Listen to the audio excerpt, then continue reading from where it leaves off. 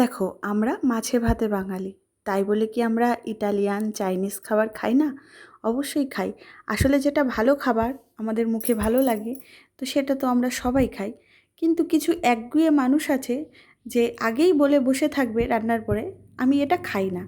আসলে কেন খায় না সেটা তারা নিজেরাও জানে না। আর দেখো, সারা পৃথিবীতে কত রকমের মানুষ, কত রকমের রান্না। তুমি ছাড়ো, পৃথিবীর কথা ছাড়ো, তুমি আমাদের বাঙালিদের মধ্যেই দেখো কত রকমের রান্না। তাই বলে আমি হয়তো যে রান্নাটা জানি না আর কোনো দিন খাইও নি, তো সেটা নিয়ে আমার নাক সিটকোনোর তো কোনো মানে হয় না, বলো? দেখো বন্ধুরা, আমাদের কোনো খাবার ভালো নাই লাগতে পারে, কিন্তু সেই খাবারটাই দেখবে অন্য কেউ আবার খুব ভালো খায়। তো তাই জন্যে কারোর খাবার নিয়ে না খোঁটা দিতে নেই। দেখো, প্রত্যেকটা পরিবারের নিজের নিজের কিছু পছন্দ আছে, আর তাদের নিজেদের কিছু রান্নার ধরন আছে। তো যে যেটা ছোটোবেলা থেকে খেয়ে বড় হয়েছে সেটা তো তার কাছে সারা জীবনই ভালো লাগবে।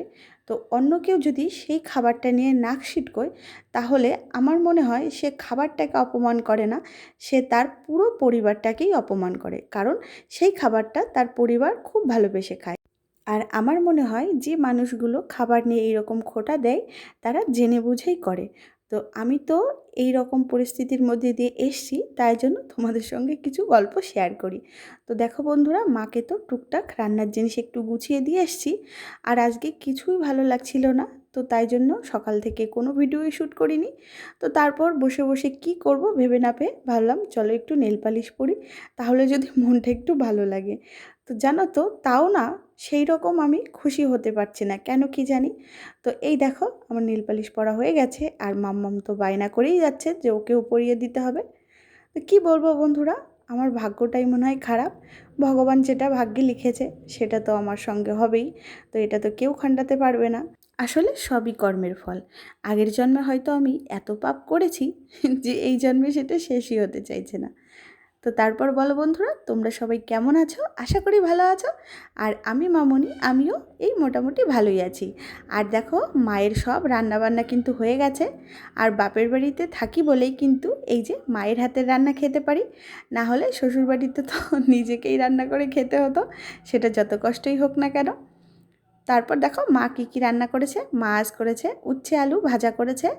আর এই যে লঙ্কা খাচ্ছি একটু, কারণ এই লঙ্কাটা একদমই ঝাল না। তোমরা তো জানোই যে আমি ঝাল খেতে পারি না। আর মা রান্না করেছে শাপলার তরকারি। তো জানো তো বন্ধুরা, শাপলা নিয়ে যে কত কথা শুনেছি, শাপলা নাকি গরুতে খায়। তো বলো তো বন্ধুরা, তোমরা কে কে শাপলা খাও? আসলেই কি শাপলা শুধু গরুতেই খায়?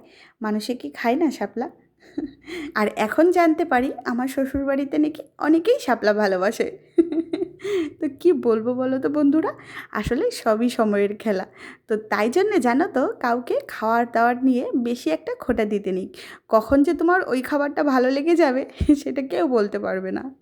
তারপর আর মা রান্না করেছে গাটি কচু দিয়ে, পাঙাশ মাছ দিয়ে মশলা করে তরকারি। তো সেটার ক্লিপস তো আমি তোমাদের একটু একটু দেখিয়েছিলাম। তো এই তরকারিটাও ভালো হয়েছে। আজ আমার সবই পছন্দের রান্নাবান্না হয়েছে। তো বন্ধুরা, আজ এই অবধি। তোমাদের সঙ্গে আবার পরে গল্প করতে চলে আসবো। ভালো থেকো সবাই।